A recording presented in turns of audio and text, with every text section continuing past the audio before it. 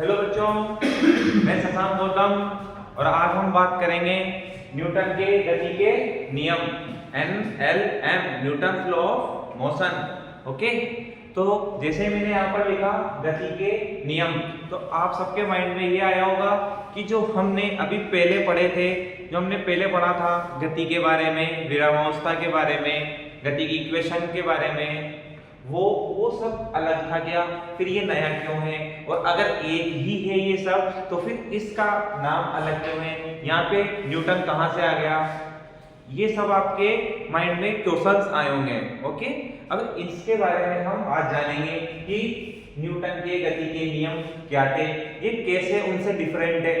देखो मैं आपको थोड़ा सा रिकॉल करवा देता हूँ।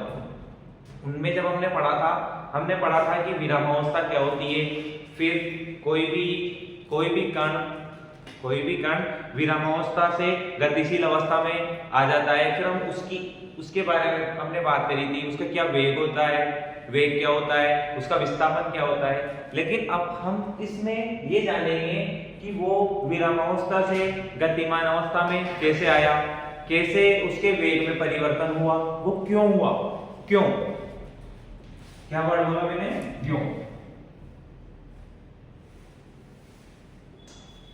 तो जो हमने पहले पढ़ा था, क्या हमने उसमें एक बार भी क्यों के बारे में बात करी थी क्या, हमने ये बात करी थी क्या कि क्यों कोई भी कण विरामावस्था में है, कोई भी कण गतिशील है, या फिर किसी भी कण में उसके वेग में परिवर्तन क्यों हो रहा है, इसके बारे में हमने बात करी थी क्या, नहीं करी ना, तो वो सब बात करेंगे हम इस बारे में। ओके, अब इसमें न्यूटन के गति के नियम, न्यूटन को आप सब जानते हो, अच्छे से जानते होंगे। न्यूटन कौन था, जिसके सिर पे एक एप्पल गिरने पे उसने पूरी की पूरी फिजिक्स बना दी। ऐसा ही किया था ना न्यूटन ने, एक एप्पल गिरा, उसके माइंड में आया मेरे ऊपर ही क्यों गिरा, ये ऊपर से नीचे क्यों आया, उसने सीरियस ले लिया एप्पल को, उसके लग गई इसलिए, तो उसने क्यों का आंसर ढूंढा और उसको मिला, उससे उसको पता चला कि अपने एक गुरुत्वीय बल लगता है, उस वजह से सब नीचे आती है, पृथ्वी के केंद्र की ओर वस्तु आकर्षित होती है, ये सब उसको मिला, आंसर मिला। ये कहां से आया उसके माइंड में, फर्स्ट क्वेश्चन क्या आया था,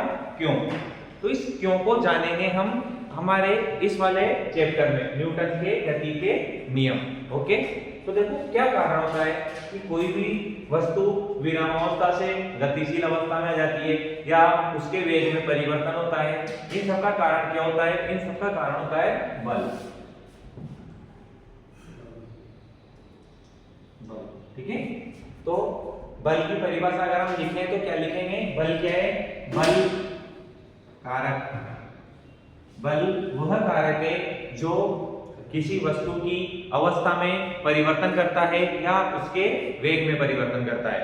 ओके, बल वह कारक है जो किसी वस्तु की अवस्था में परिवर्तन करता है या फिर उसके वेग में परिवर्तन करता है। अवस्था परिवर्तन या वेग में परिवर्तन।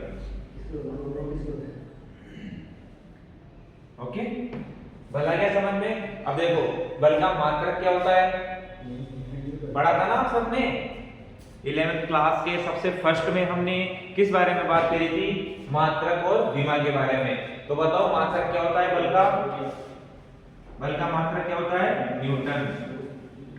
ठीक है, जिन्होंने इसकी खोज करी उसी के नाम पर है न्यूटन।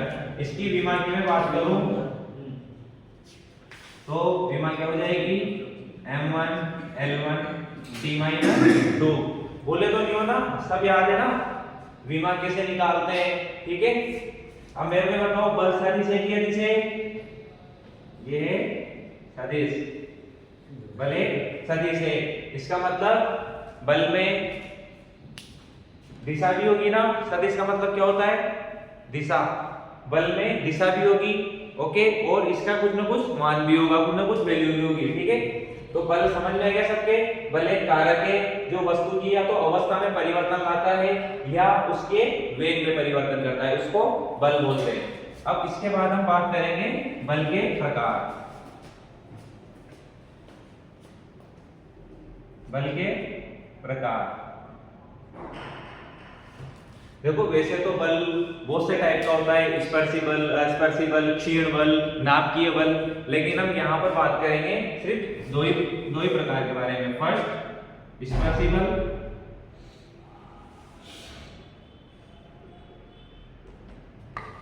और सेकंड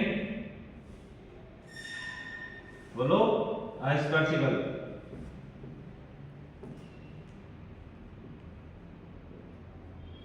ओके, तो कोई बता सकता है कि स्पर्शिबल क्या होता है, अस्पर्शिबल?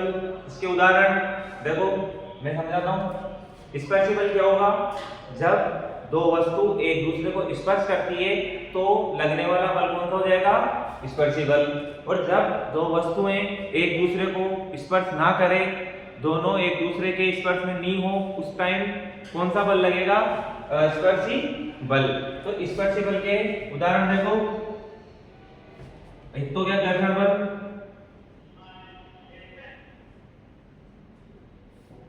दूसरा होगा अभिलंब बल,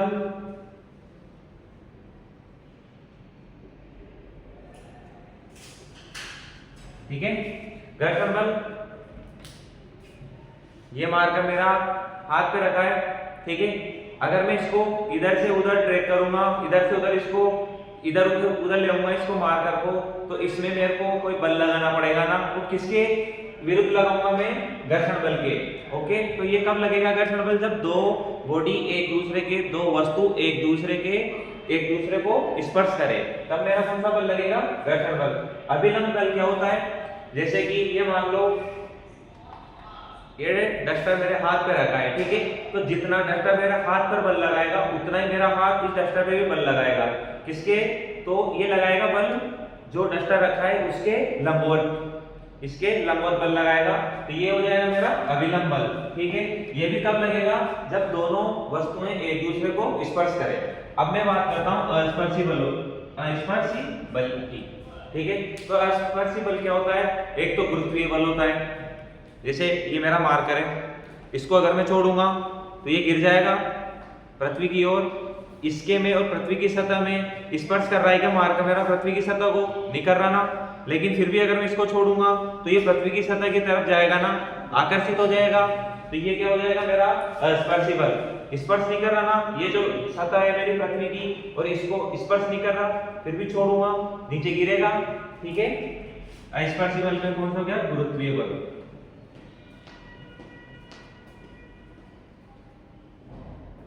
एक होता है स्थिर वैद्युतिकी बल,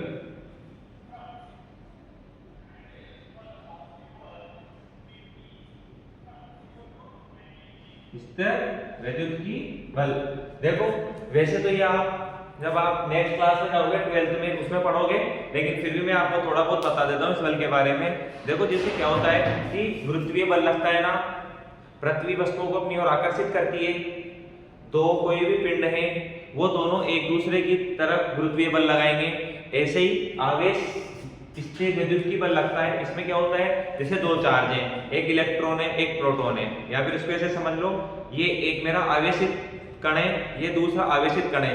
ये दोनों एक दूसरे को अगर समान आवेश के हैं तो ये एक दूसरे को आकर्षित करेंगे, और अगर ये विपरीत आवेश के हैं, दोनों विपरीत आवेश के, जैसे ये पॉजिटिव है ये नेगेटिव है, तो ये एक दूसरे को आकर्षित करते हैं। और अगर समान है, जैसे ये भी पॉजिटिव है ये भी पॉजिटिव है, ये भी नेगेटिव है ये भी नेगेटिव है, तो ये एक दूसरे को क्या करते हैं? प्रतिकर्षित करते हैं, ठीक है। इसमें होता है ये विद्युत स्थितिकी बल में। अब हमने बल पढ़ लिया, बल के प्रकार पढ़ लिए। देखो और भी होते हैं बल के प्रकार, लेकिन जो हमारे यहाँ पे काम में आएंगे इस चैप्टर में, मैं उन्हीं को बता रहा हूँ, ठीक है। अब इसके बाद हम बात करते हैं थोड़ा बहुत गुरुत्वीय बल के बारे में, कि गुरुत्वीय बल क्या होता है। गुरुत्वीय बल इस वैसे तो तुम्हारे पूरा का पूरा एक चैप्टर है, उसको तुम पढ़ोगे, फिर भी इस चैप्टर में थोड़ा बहुत पढ़ लेते हैं, क्योंकि इसी तो बल के कारण ये पूरा का पूरा चैप्टर आया था। अपने न्यूटन ने गुरुत्वीय बल की वजह से ही तो, इसी की तो खोज करी थी न्यूटन ने, जब उसके ऊपर एक बल गिरा था, तो ये तो पढ़ना ही पड़ेगा। तो देखो गुरुत्वीय बल क्या होता है? गुरुत्वीय बल पृथ्वी किसी भी वस्तु को अपनी सतह की ओर आकर्षित करती है। ये मैं अभी बता रहा हूँ। देखो जब आप इसके अलग चैप्टर में पढ़ोगे गुरुत्वीय बल तो इसकी परिभाषा चेंज हो जाती है। उसमें देखो परिभाषा चेंज होती नहीं है, बस उसका चेंज हो जाता है। अभी हम बात कर रहे हैं, जब हम बात करेंगे तो गुरुत्वीय बल को सीधा सीधा सिर्फ पृथ्वी से कनेक्ट करते हैं, क्योंकि पृथ्वी की तरफ आकर्षित कर रही है, पृथ्वी उसके ऊपर बल लगा रही है। लेकिन जब हम गुरुत्वीय वाला पूरा का पूरा चैप्टर पढ़ेंगे गुरुत्वाकर्षण, उसमें क्या करेंगे, दो पिंडों के बीच में बल निकालेंगे, इसमें गुरुत्वीय बल का मान क्या होगा। इस वजह से वहां पर ये बोलते हैं कि जो भी पिंड है पृथ्वी पर, वो हर पिंड अपनी गुरुत्वीय बल लगाता है किसी भी दूसरे पिंड पे। जैसे मैं अगर इस मार्कर को छोड़ूंगा तो ये पृथ्वी की तरफ आकर्षित हो जाएगा, तो पृथ्वी तो इस पर गुरुत्वीय बल लगा ही रही है, ये भी पृथ्वी पर गुरुत्वीय बल लगा रहा है, ठीक है। ऐसे तो गुरुत्वीय बल क्या होता है, पृथ्वी के केंद्र की तरफ लगता है। हमेशा कहाँ लगेगा, ये पृथ्वी के केंद्र की ओर लगेगा। जैसे ये मेरा सरफेस है, पृथ्वी की सतह है, ये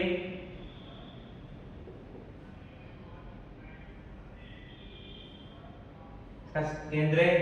अगर यहां कोई m द्रव्यमान का कोई पिंड रखा है तो इस पर यहां फोर्स लग जाएगा, ये यहां पर रखा हुआ है तो इसके ऊपर इस प्रकार लगेगा बल, केंद्र की ओर लगता है गुरुत्वीय बल, ठीक है। इसकी जो दिशा होगी वो किधर होगी, पृथ्वी की ओर, पृथ्वी की सतह के ओर।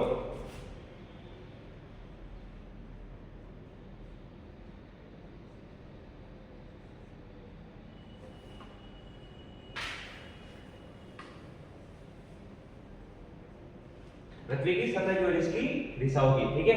अब इसके बाद हम बात करते हैं अभिलंब बल के बारे में।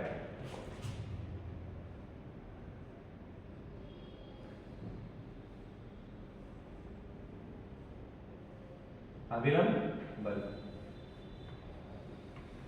बल क्या होता है, यहां देख लिया हमने, स्पर्शी बल है, स्पर्शी बल, अभिलंब बल। स्पर्शी मतलब जब भी कोई दो वस्तुएं एक दूसरे को स्पर्श करती है तब ये बल लगता है, ठीक है। तो जब मान लो जैसे मेरा कोई पिंड है m द्रव्यमान का, ये सतह पे रखा है,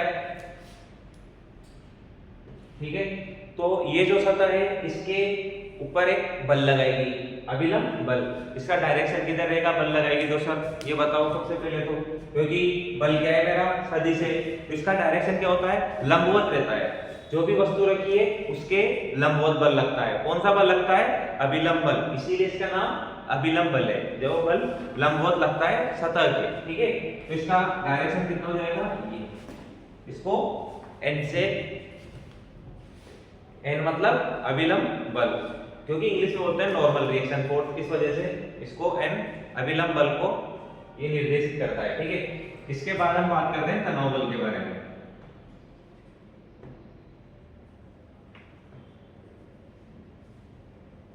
ठीक है, तनाव बल को T से शो करते हैं, किससे निर्देशित करेंगे, T से। अब आप देखो जैसे कि हर रूम में पंखे लगे रहते हैं ना, ठीक है, ये किससे कनेक्ट रहते हैं, एक छड़ से रहता है ना पंखा, छड़ से, किसी छड़ से लटक रहा है, या फिर आपने बचपन में रस्सी से किसी भी पत्थर को, कण को या पिंड को ऐसे घुमाया होगा, उसमें रस्सी, तो देखो इस टाइप से, ये मेरी सीढ़ी, छड़, ये छड़,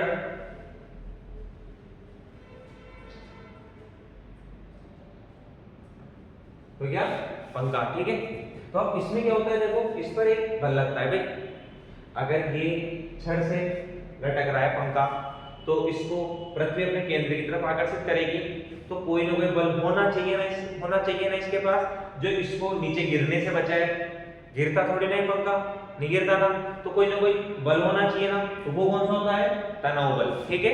अब तनाव बल की दिशा क्या होगी, देखो तनाव बल की दिशा होती है हमेशा जिस बिंदु पर हम तनाव बल देख रहे हैं उससे दूर। जैसे मान लो मेरे को यहाँ पे देखना है तनाव बल, तो इससे दूर होगी दिशा इसकी, ठीक है।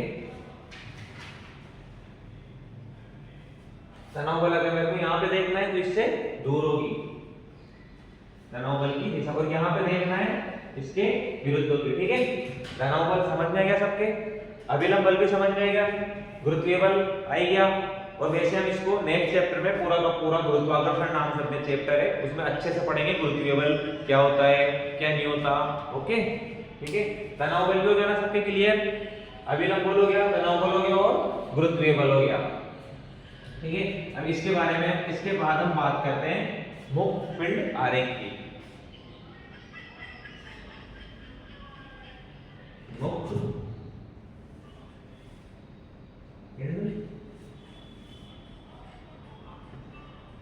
आरेख,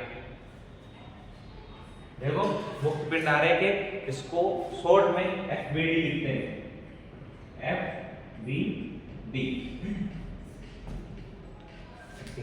फ्री बॉडी डायग्राम, एफबीडी हो गया मुक्त पिंड आरेख। हमेशा मुक्त पिंड आरेख लिखना सही भी नहीं लगेगा, इस वजह से एफबीडी से मैं इसको बताऊंगा आपको लिख के, ठीक है, इसलिए आप इसको भी नोट कर लेना। अब देखो इसमें क्या होता है कि हम जब इस चैप्टर में आगे पढ़ेंगे तो अलग अलग बल अलग अलग प्रकार से लगेंगे, उन सबको अलग अलग पढ़ना पड़ेगा। तो उन सभी बलों को एक जगह पर बताने के लिए हम मुक्त पिंड आरेख या एफबीडी का यूज करते हैं, क्योंकि इसमें कुछ पॉइंट होते हैं। फर्स्ट पॉइंट क्या होता है, नोट कीजिए। फर्स्ट पॉइंट होता है जिस वस्तु पर बल लग रहा हो, जिस वस्तु पर बल लग रहा हो उस वस्तु को बिंदुवत रूप में, उस वस्तु को बिंदुवत रूप में बनाते हैं। ठीक है, जिस भी वस्तु पर बल लगेगा उसको बिंदुवत रूप में बनाएंगे। दूसरा, उसके बाद जैसे मान लो मेरा ये है, वापस से राउंड राशि, इसमें ये m द्रव्यमान का पिंड है। ठीक है, तो मेरे को सबसे पहले क्या करना है, वस्तु को बिंदु रूप में बनाऊंगा। इसके बाद इस पर लगने वाले सभी बलों को, लगने वाले सभी बलों को यहाँ पर मैं निर्देशित करूंगा। ठीक है, तो बल लगेंगे, एक तो नीचे लग रहा है mg, ठीक है, कौन सा बल है ये, गुरुत्वीय बल, और एक बल ऊपर लगेगा इसमें तनाव बल। ठीक है ना, समझ में आ रहा है। मुक्त पिंड आरेख में कैसे बनाएंगे हम, सबसे पहले तो वस्तु जो भी हो उसको बिंदुवत रूप में बनाएंगे, फिर उसके बाद उस पर लगने वाले हर बल को हम यहाँ पर ऐसे रिप्रेजेंट करेंगे, जैसे ये टी ऊपर की तरफ उसके दिशा इंगित करेंगे। ठीक है ना, और गुरुत्वीय बल नीचे की तरफ। ये सबसे इंपॉर्टेंट पार्ट है इस चैप्टर का। ठीक है ना, मुक्त पिंड आरेख, ये सब आपके हर जगह हर टॉपिक में काम आएगा। अब इसके बाद हम बात करते हैं न्यूटन के गति के नियम के बारे में।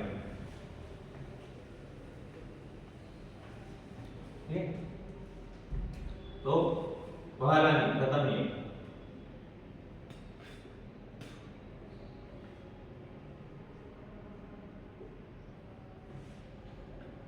प्रथम नियम इसको बोलते हैं जड़त्व का नियम भी बोलते हैं। क्यों बोलते हैं, अभी थोड़ी देर बाद आपके सब समझ में आ जाएगा। ठीक है, जड़त्व का नियम भी बोलते हैं, तो आप नोट कीजिए। यदि अगर कोई भी वस्तु विरामावस्था में है तो वह विरामावस्था में ही रहेगी। यदि कोई भी वस्तु विरामावस्था में है तो वह विरामावस्था में ही रहेगी, और यदि कोई वस्तु गतिमान अवस्था में है, गतिशील है, तो वह गतिशील ही रहेगी। ठीक है, गतिशील है तो गतिशील ही रहेगी। क्या बोला मैंने, अगर विरामावस्था में है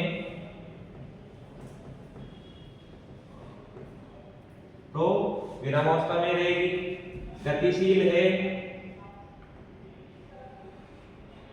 तो गतिशील ही रहेगी, जब तक कि उस पर कोई बल कार्यरत नहीं हो। जब तक कि उस पर कोई भी बल क्या नहीं हो, कार्यरत नहीं हो। ठीक है, कब तक रहेगा ये, जब तक कोई बल कार्यरत नहीं है। इसके बाद तो अब देखो, विरामावस्था में रहेगी, गतिशील है तो गतिशील रहेगी। ये अपनी अवस्था परिवर्तन का विरोध करती है। कोई भी वस्तु अपनी अवस्था परिवर्तन का विरोध करती है, इसीलिए इसको क्या बोलते हैं, जड़त्व का नियम। ठीक है, क्या होता है जड़त्व,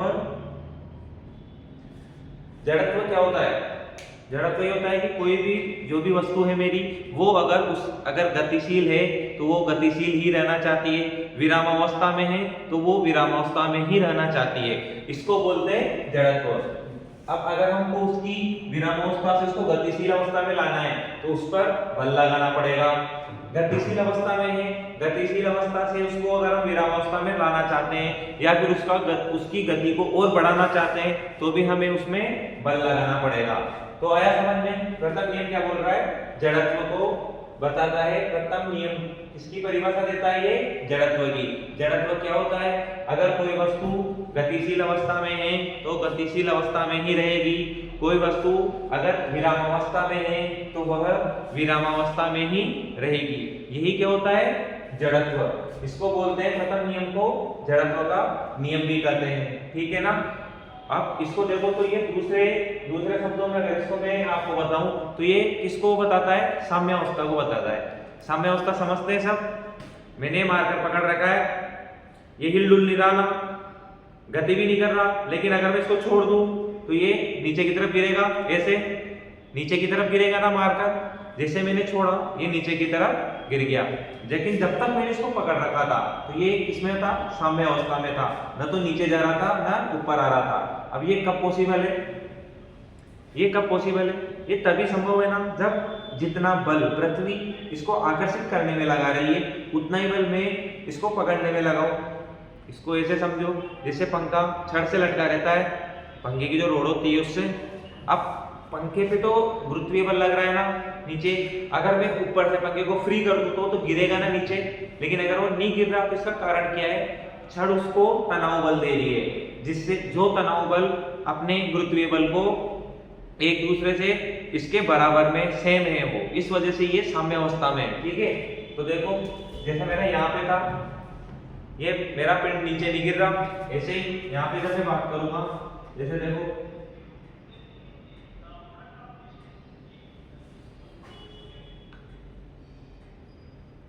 ये, अब इस पे एक बल लग रहा है नीचे mg, ऊपर बल लग रहा है तनाव बल। ये कब संभव है? जब T तनाव बल का मान गुरुत्वीय बल के बराबर हो, तभी तो ये नीचे नहीं गिरेगी। अगर तनाव बल ज्यादा है तो ये ऊपर की तरफ गतिशील हो जाएगी, और अगर तनाव बल का मान कम है तो ये नीचे की ओर गिर जाएगा। पृथ्वी अपनी ओर आकर्षित करती है हर वस्तु को। तो प्रथम नियम क्या बताता है हमको?